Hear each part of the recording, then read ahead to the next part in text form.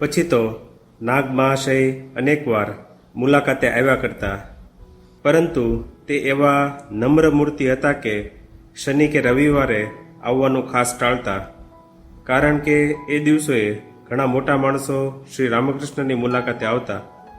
પરંતુ જ્યારે એ મોટાઓએ નાગ મહાશય વિશે જાણ્યું ત્યારે નાગ મહાશયને ખાસ માન મળવા લાગ્યું. શ્રી રામકૃષ્ણના મુખમાંથી પડતો પ્રત્યેક બોલ જાણે તે ઝીલી લેતા. તે કહેતા કે શ્રી રામકૃષ્ણ રમૂજમાં સુદ્ધા જે કે બોલે છે તેની પાછળ પણ ગૂઢ રહસ્ય હોય છે. એક દિવસ શ્રી રામકૃષ્ણના આ શબ્દો નાગ મહાશયને કાને પડ્યા. વકીલો, ડોક્ટરો અને દલાલો માટે ઈશ્વરનો પંથ લેવાનું મુશ્કેલ છે. એમાં પણ ડોક્ટરો વિશે શ્રી રામકૃષ્ણ બોલ્યા, જે ચિત્ત દવાના નાના નાના ટીપા આપવામાં જ રોકાઈ રહે તે અનંત તત્વોનો વિચાર શી રીતે કરી શકે? આ શબ્દો સાંભળ્યા પછી નાગ મહાશયની સઘળી સ્વસ્થતા ચાલી ગઈ.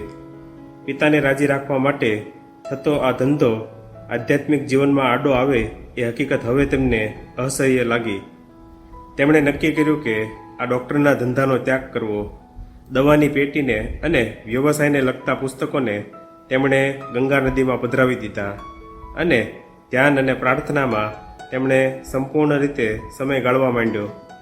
ધીમે ધીમે તેમને સંસાર પ્રત્યે ખૂબ ઉદાસીનતા આવવા લાગી. એક દિવસ તો તેમણે શ્રી રામકૃષ્ણ પાસે જઈને સંસાર ત્યાગ માટે રજા પણ માગી. પણ શ્રી રામકૃષ્ણે કહ્યું, ગૃહસ્થ તરીકે રહેવામાં શો વાંધો છે? મનને કેવળ ઈશ્વરમાં પરોવી રાખવાનું છે. જનક રાજાની જેમ સંસારમાં રહો. તમારું જીવન ગૃહસ્થીએ કેવી રીતે રહેવું જોઈએ તેનું પ્રત્યક્ષ ઉદાહરણ બની જશે. આ શબ્દોની અવગણના ગુરુ ભક્ત નાગ મહાશય ન કરી શક્યા અને સંસાર ત્યાગનો સંકલ્પ છોડી દીધો.